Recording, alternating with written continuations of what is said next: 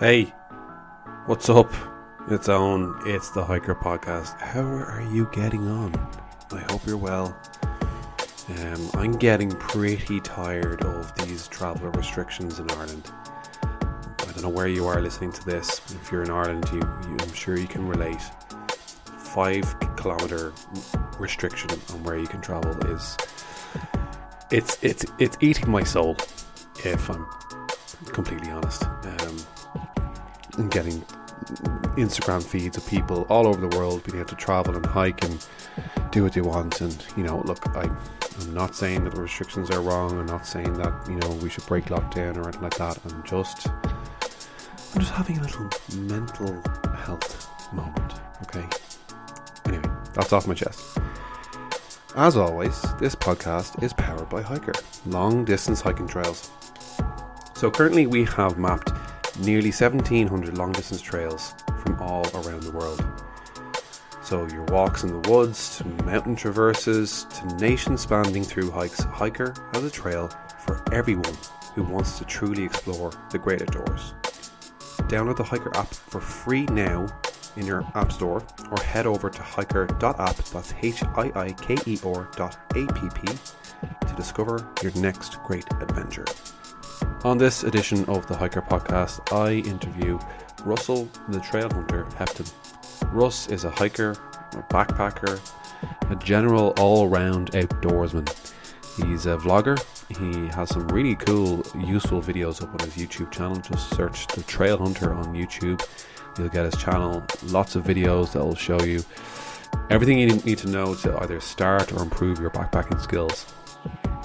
So, as I usually do in my interviews, I get to know Russ, what got him into hiking, what got him into vlogging, what got him into hiking these trails. But Russ has a pretty interesting story. I don't want to give too much away, but back in early 2020, Russell was one of the few people who started and attempted to do the PCT. And if you were paying attention to the conversations that were going on around the PCTA and the long distance hiking community, especially in America, you would know that there was quite a lot of controversy about people that were deciding to stay out on the PCT or any of the long distance trails.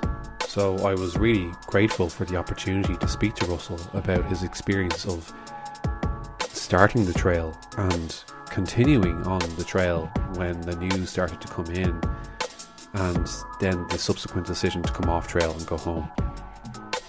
I don't know if you agree with me or not, but my initial reaction to hearing someone staying out on a long distance hiking trail in the midst of a global pandemic, to me, that sounded irresponsible.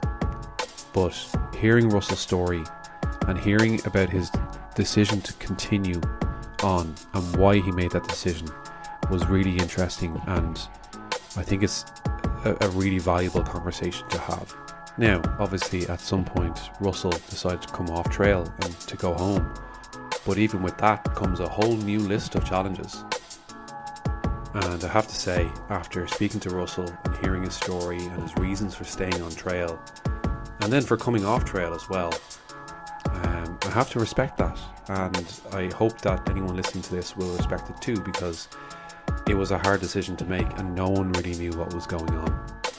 We can't really blame anybody. We can't blame trail organisations. We can't really blame even governments at that point. No one really knew what was going on. So hopefully I haven't spoiled too much of the interview.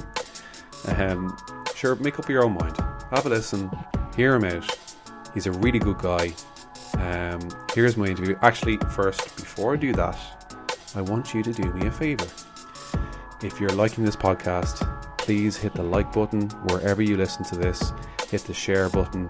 Give it as a gift to your friends, to your mother for Mother's Day, even though that was last week. Just share it around. Please tell the world. We want people to hear this podcast because hopefully if it's helping you, it might help somebody else. If you're enjoying it, somebody else might enjoy it. That's all. Please enjoy my interview with Russell the Trailhunter Hepton. Russell the Trailhunter Hepton. I'm pronouncing your second name correctly? That's correct. I have to check every single time. Thank you so much for joining us on the HiiKER podcast. How are you? I'm very good, Owen. Thanks so much for having me on. It's a pleasure. Russell, you're a trail hunter, the self-confessed trail hunter. In my mind, the way I picture that is it's quite an ominous name. Like you're hunting down these trails and you're keeping them for ransom. Yeah. What does a trail hunter do? Where did that name come from? I go out with my torch and pitchforks and I hunt them down.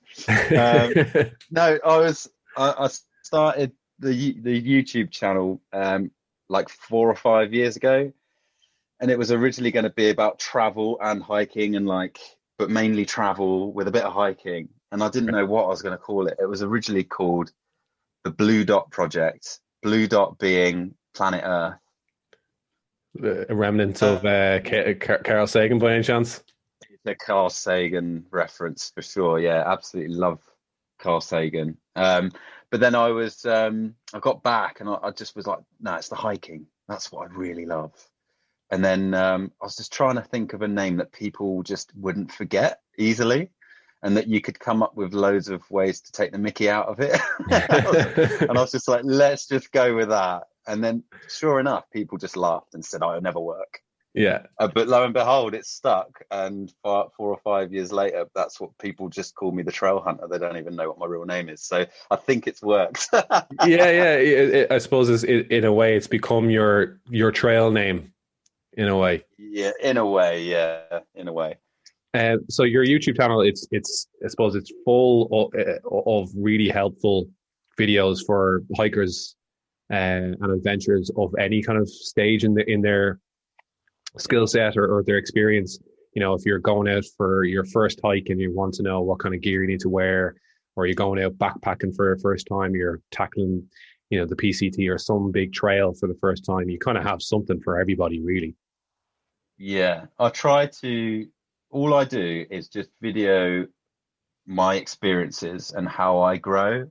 And then if I learn something new that I know to be correct and the best advice I can give to my knowledge, I'll then share that instead of just trying to make out that I'm an expert. I like to just say, okay, This is what I was like when I first started hiking. These are the kinds of treks I was doing.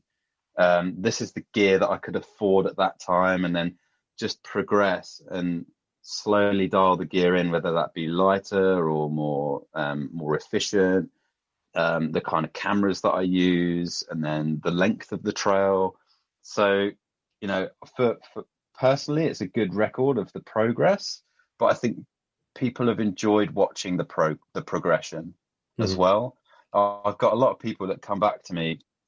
They're like, mate, I've watched your videos for like the last 3 years, and dude, I remember when you were struggling up the freaking hill on the SWCP after like just 20 miles, and now you're doing like 30-mile days on the PCT, or you're smashing the Welsh 3000s, not the challenge, but like in 3 days, or just that's quite cool to hear people say that and notice that they've actually watched the progression over the years and see they've obviously just learned with me, which is nice. So yeah, that's kind of the angle, but also I try to always also keep that element of travel in as best I can. So I like to do obviously a lot of hiking around the UK, but I also like to give people tips on, like, if let's use the PCT for example. I'll say, okay, this is how much the flights were. This is what getting a permit is like. These are the things you got to watch out for, that kind of thing. So it could apply to any country, like getting a visa for, say, hiking on the TA in New Zealand. That would be a really good playlist to do. So all that information that's involved with getting there, I think people really enjoy watching that as well. Yeah, one of the videos that actually stuck out for me there recently, you did one on the rules around camping in the UK and Europe versus what it's like in the States. And I think that would be really, really helpful. I'm sorry, it is really helpful, because there's a huge difference between the rules between the UK, even Ireland, and Europe. And I know we talk about this.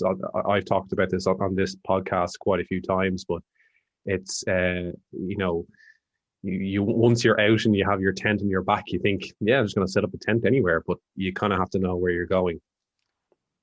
Yeah, I'd been researching hikes in America for years, so that was quite natural to me. Mm. So giving tips on that wasn't too difficult. But with that particular video, I think you're on about the differences between hiking in the UK versus the USA, right? Mm-hmm. That one, that one got quite a few controversial comments because I think what a lot of people thought I was doing was making out that hiking in the UK was worse than hiking in the US. But actually, I just wanted to say these are the differences that I've noticed. Yeah. And loads of people are like, oh, you forgot about bears and you forgot about snakes. I was like, yeah, those are the obvious things. I wanted to talk about the things that aren't quite so obvious, like um, when I was out in the desert on the PCT, you feel really out there. Mm-hmm. I felt really out there because the scale. I mean, you go to Scotland and the scale is, but you're never more than a day's walk from a road in Scotland, in my experience. Even if you're on the Cape Wrath, you can get an escape route.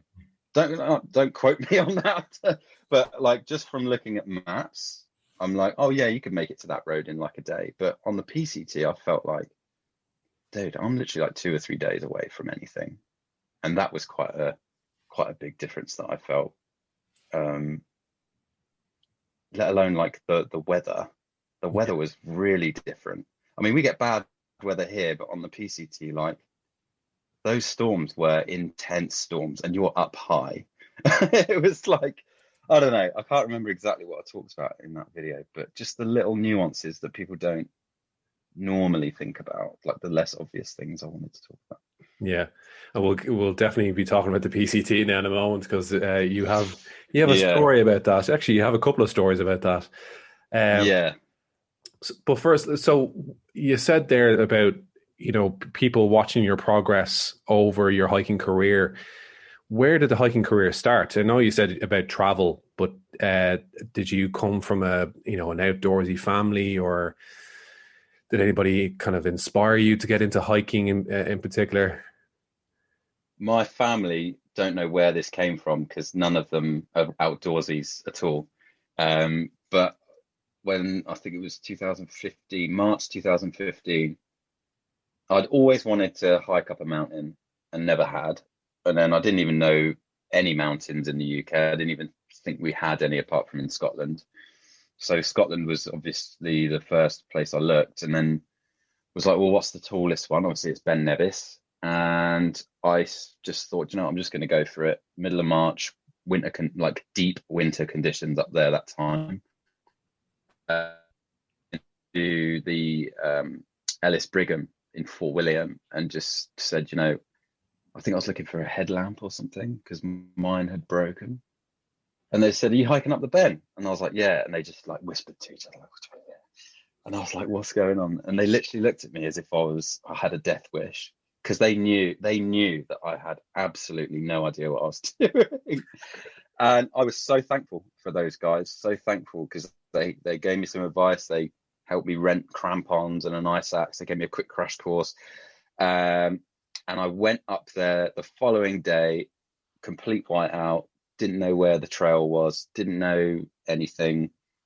And I was just sat on this switchback going up they call it the tourist track, but it's actually a pony track that they used to bring cargo and things up there back in the day.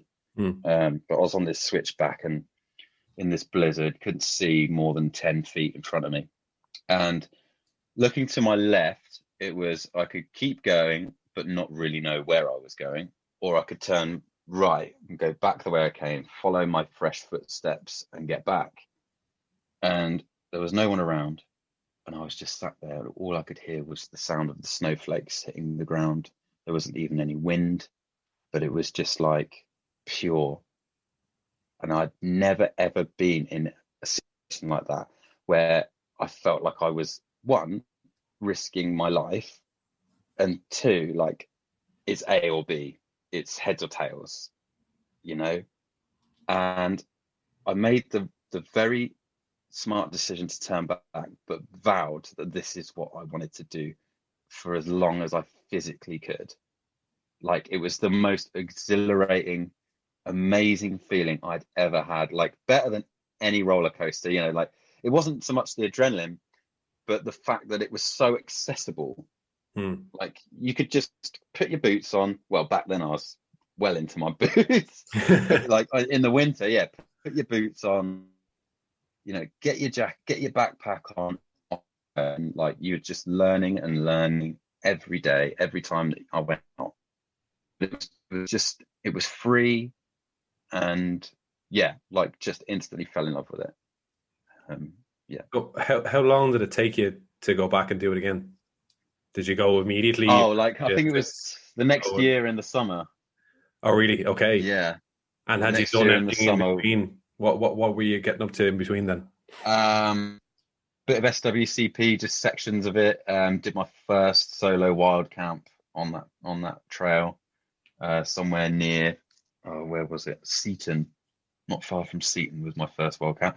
And I got attacked. My tent was getting attacked by pheasants that were mating in the night, making all these crazy noises. It was pouring with rain, but I was just like, I don't know, just really enjoyed it. I was watching YouTubers like hiking the PCT by then as well, so I was practicing for that. Like, it was just, I just was like, this is what I want to do, and just kept learning and picking up new things and trying different trails, doing day hikes, filming them as well. Like, the YouTube was like obviously the record of everything that I wanted to do. So just getting better at that, talking to the camera, explaining to people what I was doing. But yeah, a year later on down the line, went up with my mate Dan in the summer. It was pouring with rain still, couldn't see a thing, but there wasn't any snow that time. So yeah, it was good to finally conquer the Ben. So the filmmaking, the YouTube channel kind of started to grow with your hiking kind of in tandem. Yeah, pretty much. The first few, I think the first video that I put up was of a day hike with my dad going up to Old Harry Rocks in Dorset. And that was just like a mess around, but I edited the whole thing on After Effects because I went to uni and did studied visual communication. It's like graphic design, but all about like ideas, and there's a lot of digital element involved in that as well. But I'd never really done video. But yeah, edited my first video entirely in After Effects, which is just not what you do. It's like doing spreadsheets in Microsoft Word. You just shouldn't do it. But you could, essentially. It's a good analogy. Yeah, trying to like put the analogy right. But yeah, it kind of continued from there. I edited some traveling videos and was like, these are good, but I wasn't telling a story. Whereas with hiking, it's a lot easier to tell a story because a hike has a beginning, a middle, and an end. So actually, that was like a good introduction to telling stories and vlogging, was with the hiking kind of as the main subject. So yeah, it just kind of went from there. And then obviously just learning. Every video that I do, I try and add a new element in that was either better or improved or added that wasn't there last time. So like the maps, the map graphics that I make of all of the routes that I do, lower thirds and graphics and different styles of editing. I just try and progress by adding one new thing each time. So is there an overall goal for the channel, or is it you just want to kind of make these incremental improvements as you go? Yeah, I like to be really transparent with that, because I think there's two sides. There's the external side where I want to obviously try and offer people the best tips and give them really good content to watch. It's all about the consumer and the viewer and the community, and that's going really well and people are really loving it. So I'm always focused on the community and the viewer. But there's also the personal drive. There is a personal drive that I would love to do it full time and make videos about hiking as a living and interview people. Like, I've got my own podcast called the Trail Creators Podcast, and how can I create this, make this passion into a way of living and keep doing it. And if I could do that, I'd be able to create more content for the viewer and do better content for the viewer. So there's that cycle of, Yeah. I get to do what I love and do it for a job, and you guys get to watch more videos. So that's the goal. If I can get that going. So yeah, I mean, I don't know if you want to talk about through notes for long, but Yeah. I was gonna in say order, that was next kind of question because you started another string to your bow. yeah, Another, you're a serial entrepreneur. You're making books. yeah, yeah. It's like, well, there's the videos I don't put ads on because I don't want people to have to watch ads on my videos, and I don't unless you're getting millions of hits a day. It's not worth. I don't think it's worth the viewer's hassle. Hmm. Because I think it's like every 1,000 views you get $2, and that's like, it's just not worth it. I would rather the viewer didn't have to watch an ad. I don't have any ads on my website, so I don't make any.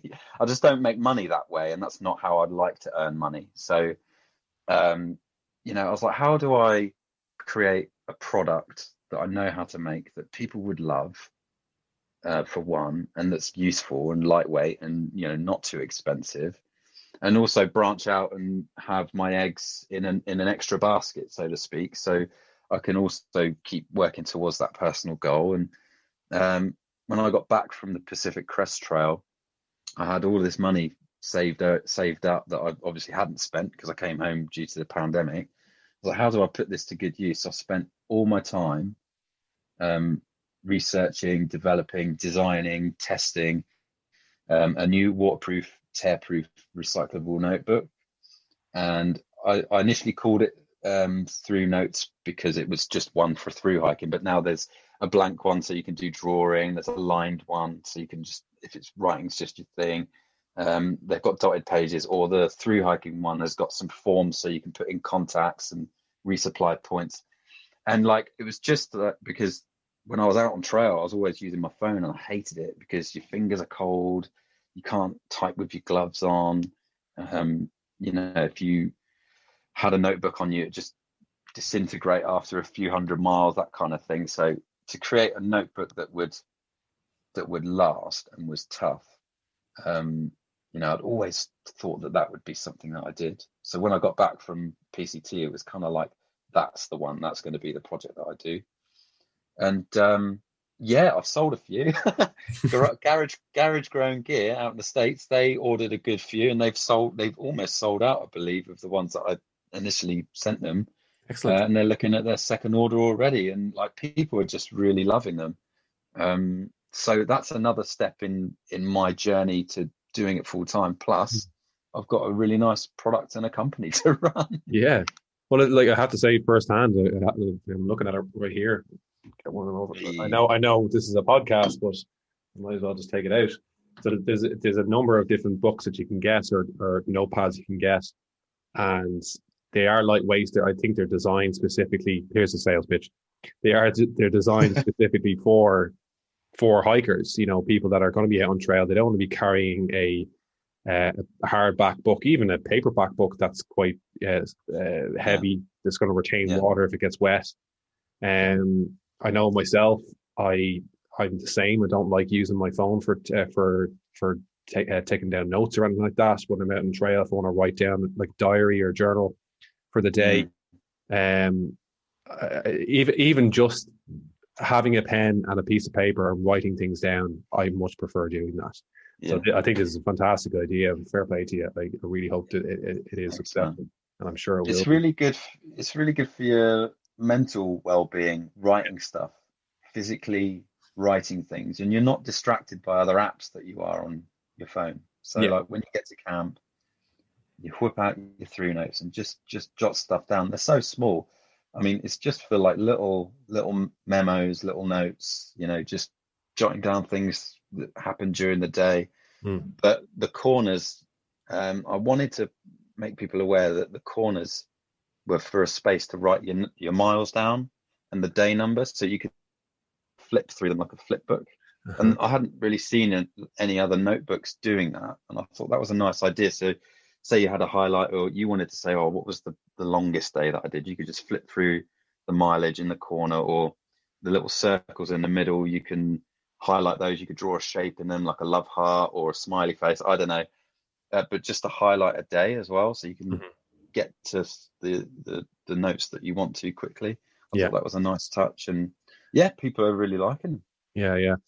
I never really would have considered myself a person that would diary or journal or anything like that, but I started doing it like 2 years ago while out hiking, and I instantly went from my phone to the notebook, and straight away wanted to use the notebook and just write down, because I'm not going to go through my notes on my phone. Maybe some people do, maybe some people don't. I don't. I like being able to pull out something and actually even seeing my handwriting and going, what the hell was wrong that day? What did I eat? What didn't I eat? But it's a great idea. I have to say it is fantastic. So as the trail hunter, how many trails have you hunted, and how many trails have you bagged? Or are you keeping track? I'm not actually keeping. Hang on, if I go on my website, shameless plug, thetrailhunter.com. So I've listed a few. There's only a few that I've listed on my actual website. Yeah. Because it depends on what you class as a proper through hike.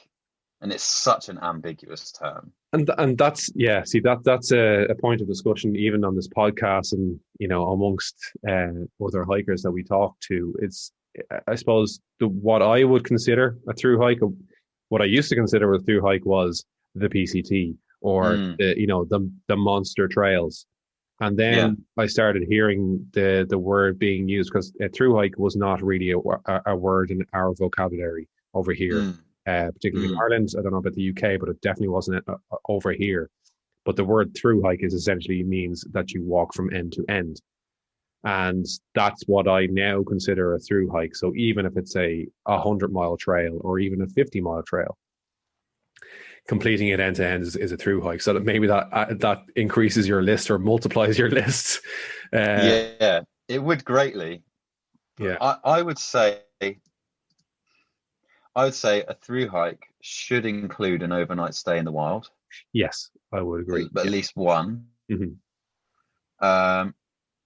Possibly at least a resupply, or some, like at least some kind of, I'm running out of food, I need to get more kind of, it could be snacks or anything.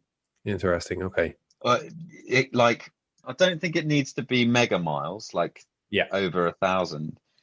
Some people say at least 200, but it's like, I just think I wouldn't want to deter people from trying walking from end to end and trying the wild camping.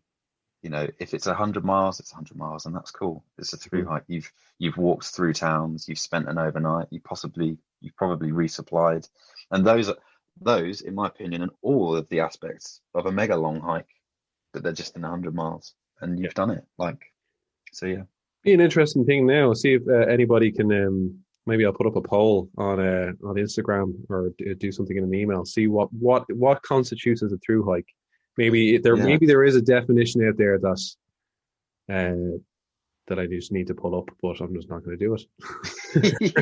Sticking to my guns. It's a tough one. It's a 2-day hike. So okay. To answer your question, I've got the PCT, the Welsh 3000s, Everest Base Camp, and the South Downs Way on my website. So that's 4. And then I've got the Rota Vicentina the Welsh 3000s is 24 miles, but it took me 2.5 days. So it was quite tough. And there was a lot of elevation gain, and that was a challenge for me. Yeah. And I had to stock up on water, and I had to filter water, I had to camp, and it was all those things. But on my website, I haven't specifically said through hikes. And then I've done so many sections of the SWCP, and then I've done so many routes around the Lake District as well. But yeah, in terms of through hiking, I'd say 5, maybe 6, which isn't loads, and it isn't. I've not hiked more than 600-700 miles in total. Yeah. But it's like I was going to get those stripes when I was doing the PCT last year. I was going to do those mega miles, but it's just kind of like I don't know, trying not to collect, but at the same time noting it down on the blog and just seeing what's up there. So that's a nice segue then onto the PCT. So you started and you got a good way in on the PCT last year. When did you start? The actual date is a bit vague because I started earlier than my permit, but it was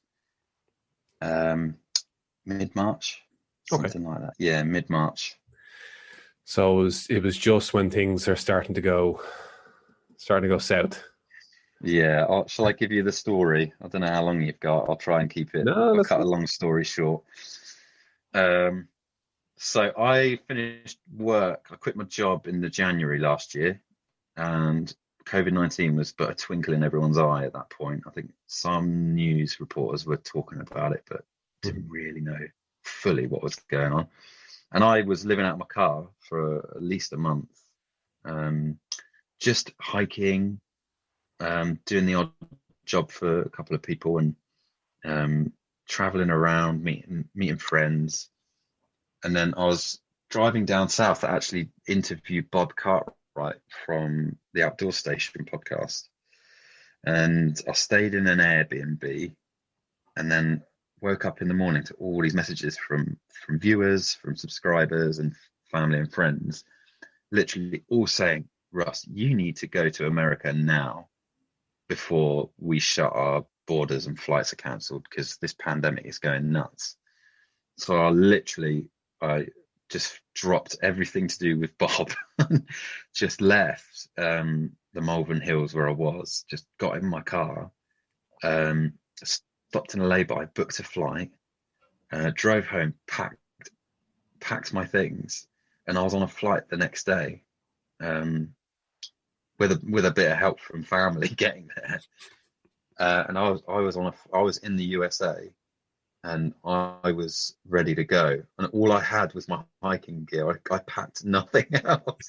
I was in my hiking gear. I looked like I was starting the PCT pretty much when I got on the flight to America.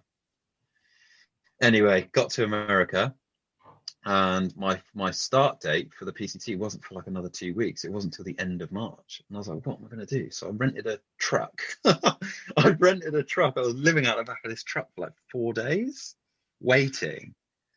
And then I was just keeping an eye on everything. And people were just saying to me, just start, Russ, just start. And I drove to Boulder Oaks and parked up in a lay-by, and I met a hiker named Thursday who was crossing the road, but she was on the trail. And I just caught her up. I said, excuse me, what shall I do? Shall I start the trail now? And she was like, just start, dude. Like, honestly, no one's gonna bother you. Just, it's all a crazy situation.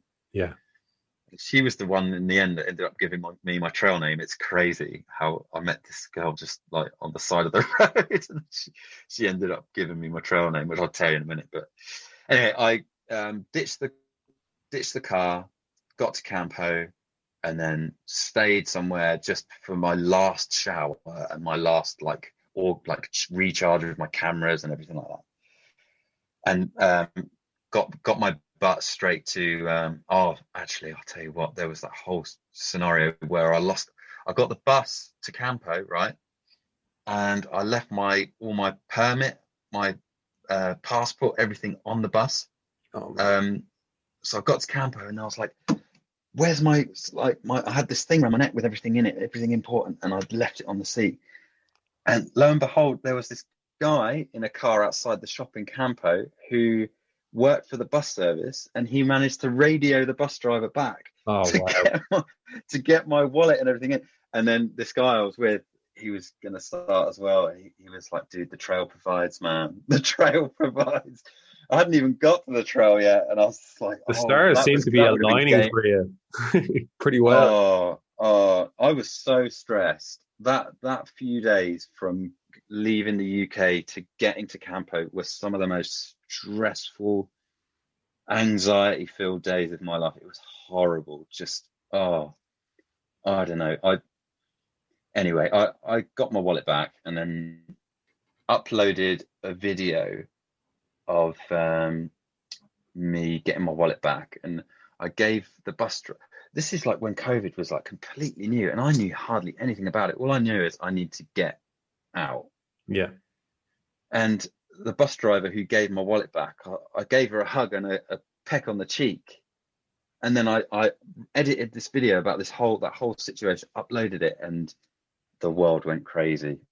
As soon as I uploaded that video, that video got 15,000 hits in the first hour, and I'd never seen hits like that ever, because it just got pasted all over the internet, all over Reddit, and just the hatred and the comments about because me of being close to people, right, and starting the trail during a pandemic, like, wow, just the whole world was. Did you know that was straight away? it. Were you able to see that those hits and the virality of the forgive the pun of the No, video straight away? I was too busy. I was too busy trying to organize myself and get ready for hiking across the country. So I just was like hardly checking my phone at that point. Wow. So I didn't really know. How far into the hike were you? Oh, well, it wasn't until I got to Idlewild, God. after the San Jacinto, that I really started being fully aware of everything. But I remember my first camp at Lake Marina, my first night's camp. Like, I was checking a few comments, and I was like, I'm gonna actually switch off from all of the social media, because I don't know what's going on. It just felt a bit weird, like the things people were saying. Yeah. So I just kept hiking. I went offline for a day or two, which actually it felt really nice. But I was still recording video all the way. Mm. And I was like, I'll edit it all when I get to Idlewild. And anyway, like, the weather was ridiculous in the desert. I had snow on my second day. Second day I had snow. Got to Boulder Oaks, crossed the road, and it's just up, straight from Boulder Oaks. You're just going up the whole way, and yeah, just snow, like a foot of snow. Got to Mount Laguna, and it was beautiful, but man, it was cold. It was sub-zero. And yeah, I wasn't surprised, because I knew there was a cold front coming in, but I didn't think it would be that early on my trip. The weather kind of patched up a little bit from there, and I made my way all the way through to the San Jacinto mountain range, and that's when I knew there was snow. I prepared myself in Julian, got some micro spikes and an axe. I had the micro spikes on me already, but the axe, I was like, I need to pick one up for the San Jacinto, because I saw pictures of it on Instagram, and started hiking through that range. And the further up I went, the more snow and ice there was. And then traversed like the most crazy slopes on that section. And luckily I had some spikes and an axe, because just underneath like about 3 inches of snow, there was just sheet ice. So you had to kind of brush the snow off and dig your spikes into the sheet ice, and then really dig the spike on your ice axe in on the left. To just, if you slipped, you were just going to have to grab that thing and dig it in. Carried on. Sorry, I hope I'm not going off on a tangent, because No, I feel like I'm going from one story thing to time, another. the HiiKER podcast.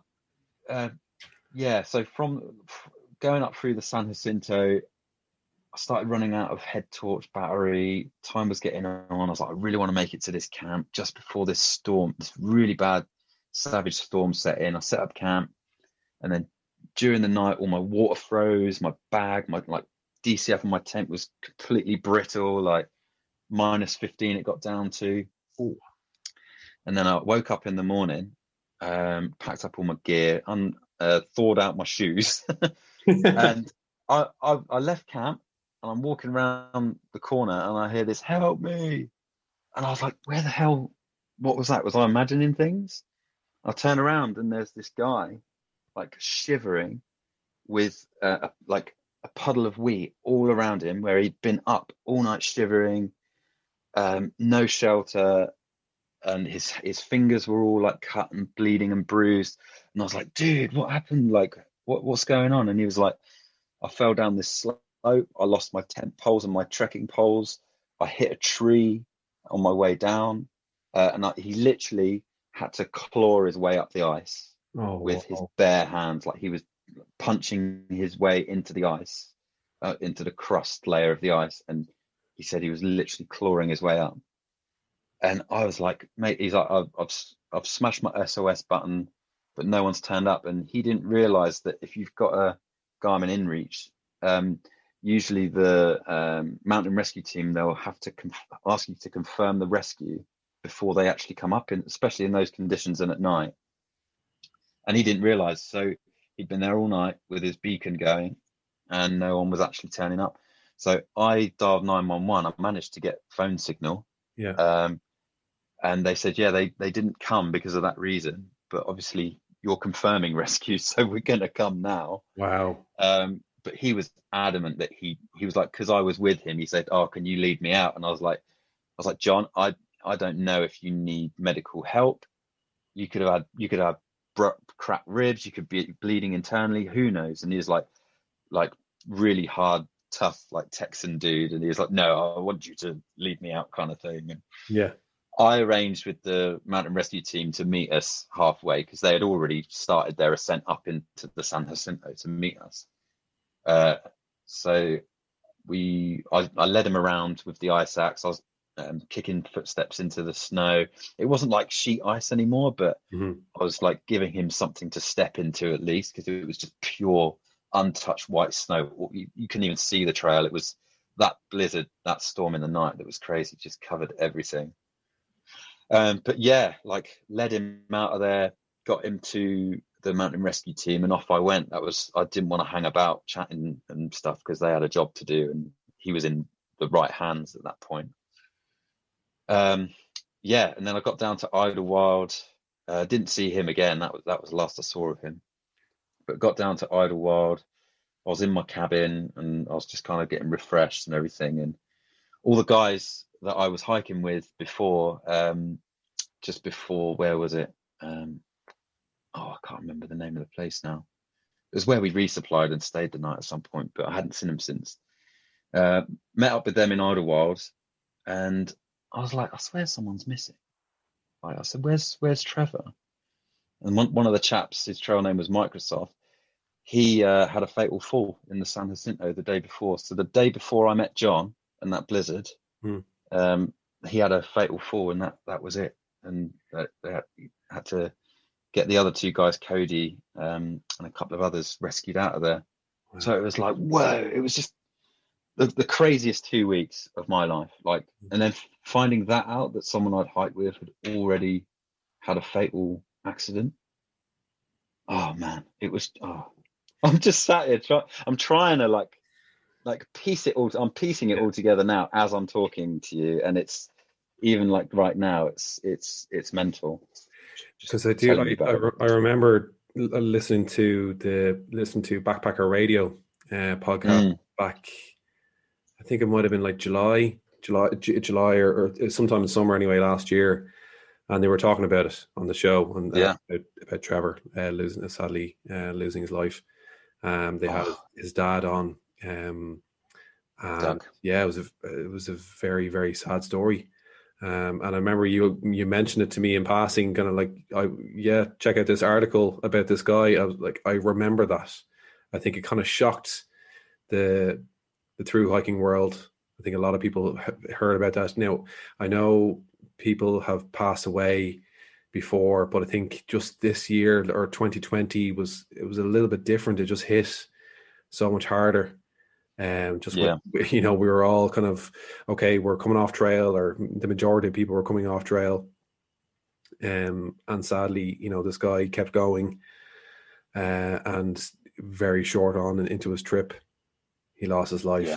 And also it kind of reminds even me about these trails that, they're not just a 2,000 mile walk. It's not just going up and down mountains. You know, you were at the start of this trail, and it was treacherous. It was, you know, you in a way, by the sounds of it, you were kind of nearly worried for your own safety. You were really scared that you might slip and fall yourself. You found a guy, you had to bring him out to mountain rescue. You know, these things aren't easy. Not just because of how far you have to walk, but also the skills you need to master, or the skills you need to acquire at least, to be able to get through even the quote unquote the desert section of the trail before you even get to the Sierras. Yeah. So What people don't realize is that as soon as you go past Boulder Oaks, you are up high the whole way until you get to Julian, and then you're up high again until you get to the San Jacinto and Idlewild. And at those altitudes that early in the year, yes, it's a desert, but it's not hot at all. It is wet, it is cold, and like you said, acquiring skills. I mean, I'm not an expert winter mountaineer, and I don't claim to be, and I never have done. But I've practiced at least in the snow with an axe, and I tried on the spikes a few times, and I knew how to use them. And that is, like, I would say that those were the most helpful things that I did. And people just saying, just bring some spikes and just bring an axe. And if you don't need it, you don't need it. But if you do, you've got it at least. And I think, Trevor and the lads, they were going to pick theirs up in Idlewild. So I don't know if you read that article the other day, not far from the top, it said they were actually going to pick up the gear that they needed for snowy conditions in the next stop. And oh man, that just like wrenches your heart hearing that. Absolutely.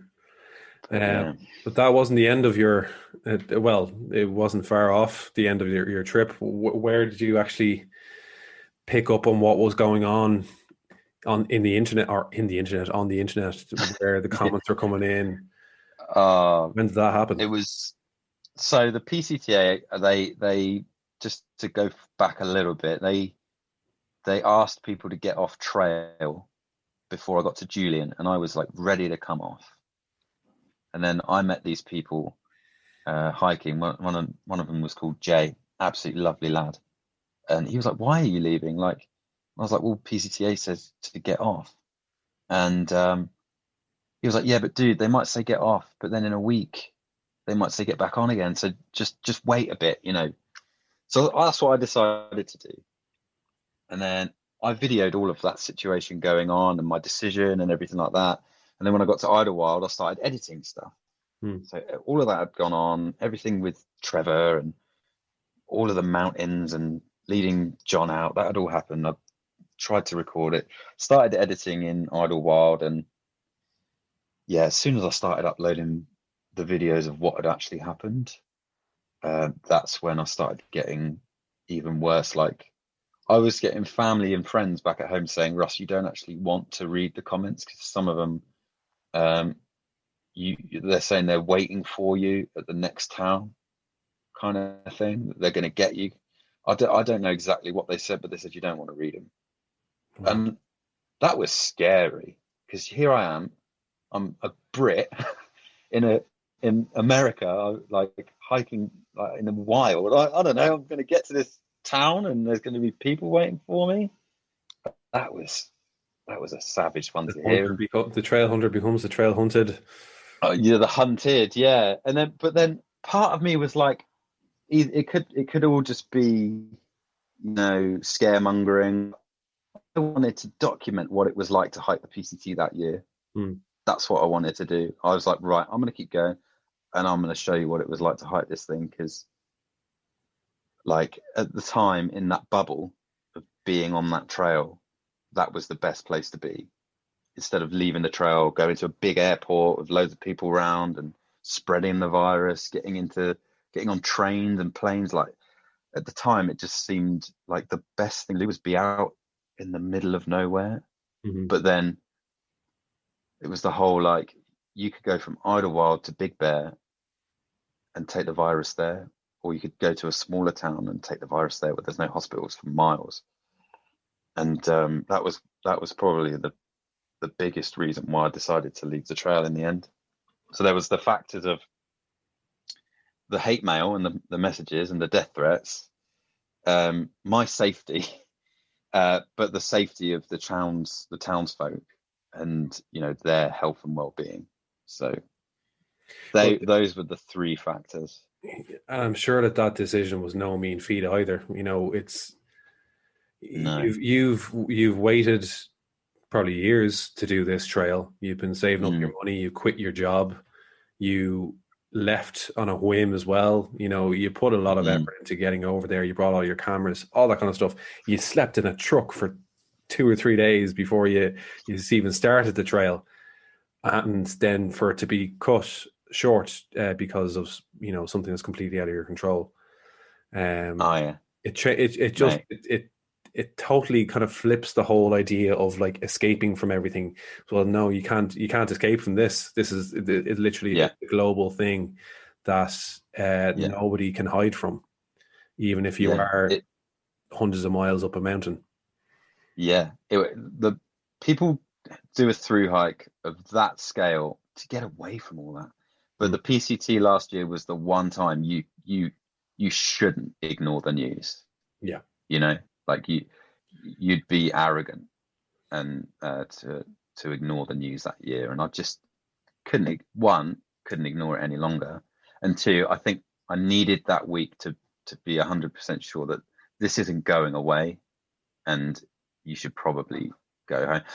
I got all the way over the San Jacinto from Idlewild, traversed Fuller Ridge, smashed it all the way down to the I-10 with the intention of staying. And then I got to the underpass at the I-10, and the whole environment there was so hostile. The noise of the traffic and like all the trash and like trolleys and graffiti everywhere. It was a mess down there.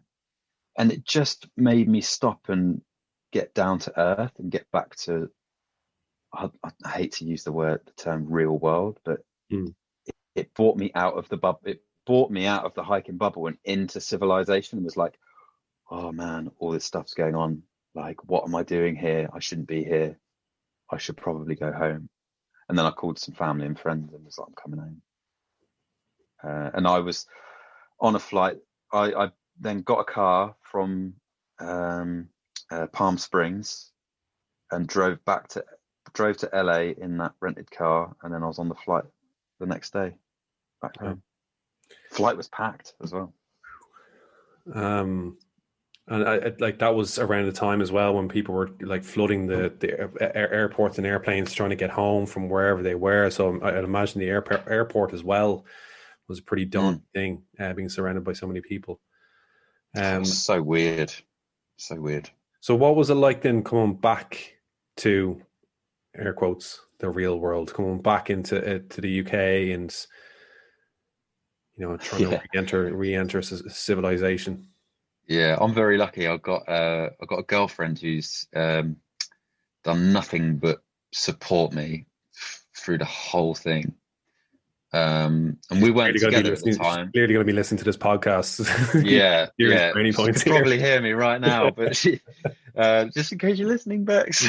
But we weren't together at the time because the consensus was that I was doing all this hiking and traveling, and it's not something she wasn't in the time. It wasn't a point in her life where she was able to do that. Mm-hmm. So we weren't together at the time while I was on the PCT, but she was supporting me while I was out there and checking in and saying, Russ, she was one of the people saying, Russ, you need to be careful. You need to check this comment. You need to read this news article, that kind of thing. Mm-hmm. So I was lucky she was able to pick me up from the airport when I got back. And I ended up staying in a self-contained B&B for 3 weeks to self-isolate. And mate, you go from all the freedom in the world that you could ever want to being quarantined for 3 weeks in a random B&B.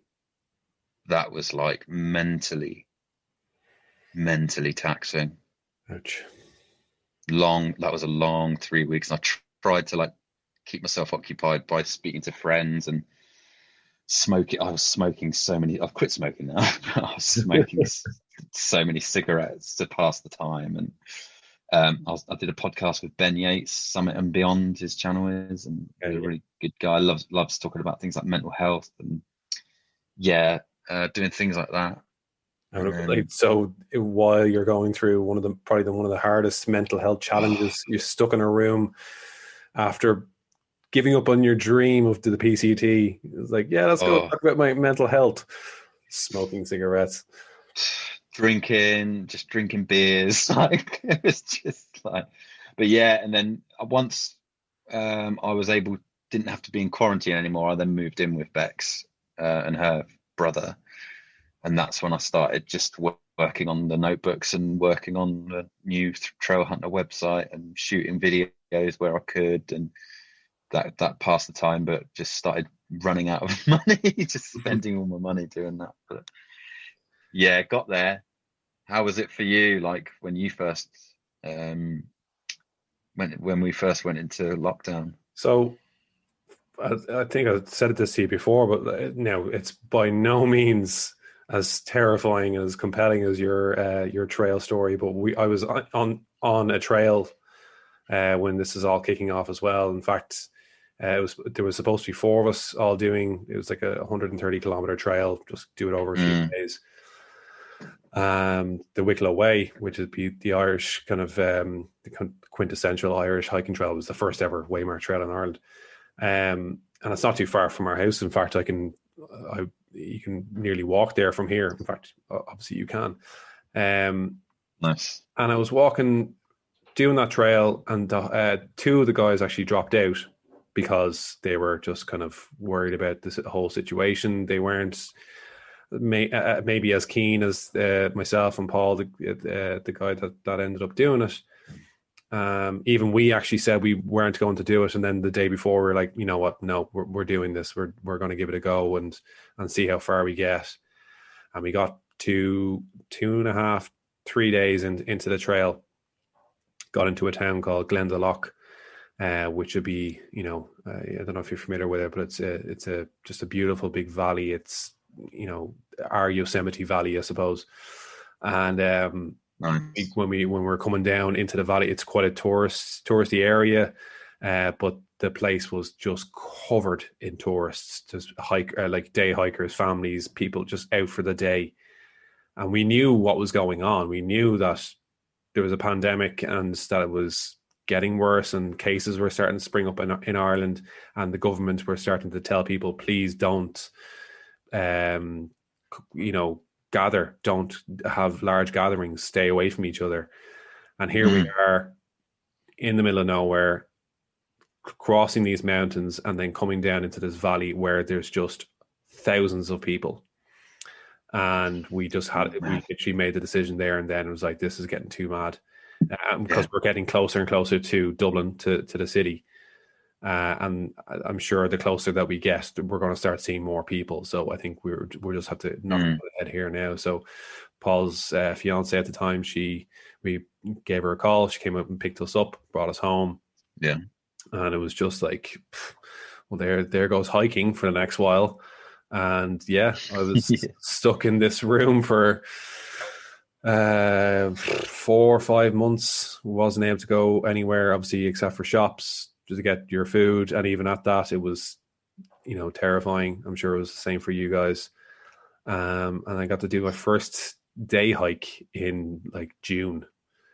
And even that, I was kind of, making sure the cops weren't on my tail. It was totally legal, by the weird. way. Yeah. But there's there's the element of guilt, isn't there? Yeah. There is an element of, should I be out? Yeah. How, is this allowed? I mean, I think I don't want me to be the authority on this, and I don't think anybody would consider me or you or anybody that is on this show as an authority on it. But the way I'm kind of approaching it, yes, I'm following the guidelines. Yes, I'm following restrictions. But like when I'm going out and I'm going for a long walk somewhere, I'm just using my own best judgment, which is mostly pretty much in line with the restrictions. I've met people out on the street who are, they're nearly shouting at you to get to the opposite side of the road. It's sometimes you can see it kind of turning people a little bit sour. On both ends of the spectrum, people that are like, get that mask off your face. What are you doing? You're a sheep. And then you have the other people that are like running away from you. So I know we're kind of deviating from hiking here, but it's it's a big topic. It's a big topic, and I suppose it is kind of the main reason why you had to leave the PCT and look at where we are. It was clearly the right choice, because look at where we are now. You know. Wow. Yeah. What's your plan around the PCT? Like, is it unfinished business? Are you going to go back and do it?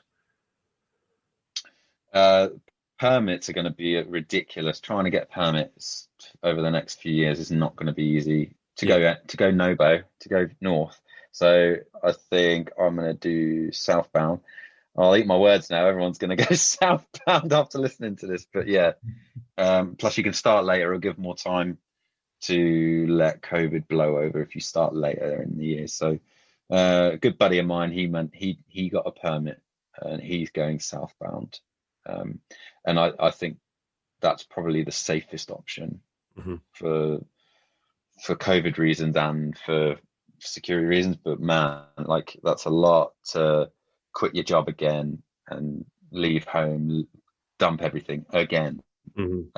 While everything's still quite up in the air. Yeah, there's a vaccine. Yeah, we know more about COVID than before. But I think I'm going to leave any mega long ones until next year. But I don't think it might be the PCT southbound, but I'm swinging more towards the CDT northbound or the TA southbound. That's what I'm thinking. Just because I feel like the PCT might have a bad omen. This would be the fourth time. This would be the third or fourth time I've tried to do it. I've got a permit. Okay, so you never discussed that before. Have you been there on trail? So the first time, 2019 was the year I was meant to go, and sadly my dad had a stroke in the January, so I had to cancel everything. And then 2020 got on the trail, but then a global pandemic happened. So then I had to come home. So yeah, this would be the third time. This would be the third time that I will have got a PCT, third time's a charm, man. Applied for a PCT permit. Lucky, they say, but I just don't know. I've been holding on. Sorry, carry on. Well, I was just going to say, like, this kind of nicely segues onto talking about HiiKER, and just let us get our little plug in there. There's plenty more trails out there, man. And like, you're a trail hunter, and HiiKER is the perfect platform for a trail hunter. They're all there for the tried it. Yeah, I've tried it while I've been out on day walks and just having a look at what's out there, and the database of trails you've got is insane. If you wanted to do Land's End John O'Groats and make your own route up, just connecting all these trails up, you could do that just in a couple of minutes. Like with it's amazing. So yeah. Speaking of Land's End to John O'Groats, our good friend Kyle, yes, Kyle, that's your real name. Impala on trail. He's organising a mass start off. Doing the Land's End to John O'Groats. That is a public knowledge thing. Oh, it is, because we've spoken on the last podcast. Of course it is. I think you're joining for a part of that, or? Yeah, so you're going to start in John O'Groats, aren't you? In April, I think it is. I'd like to join for a long weekend, but now I'm working. I've got a full-time job. I'm not freelancing anymore. I'm trying to just save up for a longer trip, so I might just join for a long weekend. But yeah, mate, if I had saved my money from last year to do more hiking this year, then I'd be on it the whole way. But again, COVID and all that, I don't know. Look, man, I think you're going to get record sales of True Notes from this. Thank you so much. You're going to get a Patreon channel, and people are going to be dumping money on you. So, like, you'll be doing the Land's End to end, no bother. Thanks so much. Thanks to the viewers as well. I appreciate that. So Every podcast I have to ask, what is your favorite meal coming off trail? Oh, I'm gonna have to do start I? putting a time limit on this because like people are just like Oh, take about 2 hours. it had to be the first roast dinner. Like a proper home Sunday roast dinner. Yeah, yeah, because like I love pizza, but I ate that so much on the trail. Yeah. But yeah, proper home cooked roast Especially beef. like West Coast pizza as well. It's just not the same. It's Not not the not same. the same. No. What's yours? It is pizza. Pizza will be my go-to pretty much every time. But also, I flip flop. I'll have an Indian, like some sort of dal or um, Oh, I might have Thai food. misunderstood the question. You mean when you're on the trail but in a town? What's your When no favorite when food? so yeah, okay, yeah, this is where the sticking point comes around through hiking as well, because through hiking you might be going into a town and you get the chance to have a big meal, whereas Yeah. you know Then it's pizza. yeah. So Yeah. when you're hiking and you know the first meal that you have when you finished your hike, it could be like a 3 day, 4 day backpacking trip, and you have to go in. You know, you could go home or you go into a restaurant or a pub or something like that. It's a roast dinner for you. Yeah, 100%. Yeah. Okay. Cool. Thank you for Thanks, sharing your Owen. story. Thank you for sharing all of that. It was really interesting to see from that perspective, because I speak to so many people that have done the PCT, but no one that's ever done it in the midst of a global pandemic. Thanks, Owen. Yeah, appreciate it. Thanks for having me on and giving me some time to talk about it. It's actually brought a lot of memories back as well. Hopefully not too many bad ones. No, it wasn't all that bad. It was some of it was good. Awesome. Well, look, I can't wait to see what you do next. I will be following your YouTube channel, and I'm sure we'll meet up at some point, maybe on the John O'Groats to Land's End. Fantastic. Russell, it's been a pleasure. Let's keep in touch. Thanks, Owen. Talk to you Appreciate soon. it. You too. Take care.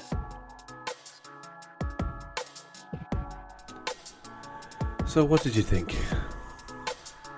It's a controversial one, but I was very grateful for Russell for giving us the opportunity to hear his story, and yeah, hearing it from someone who was there and had to live that, and you know, gave up their life and went to hike the trail that they've wanted to hike for years. So I kind of think I learned not to be so quick in passing my own judgment. Anyway, I hope you enjoyed it. As I said before, please like and share the podcast, and I shall see you in 2 weeks' time. I won't see you because this is a microphone and a computer screen. I don't know what you look like, but you're all beautiful. Bye. But wait a minute. Owen, Russell never said what his trail name was. You never asked him. True, I didn't. But I did follow up. Russel Hepton's trail name is Soggy Whopper. Soggy Whopper, thank you. Thank you very, very much.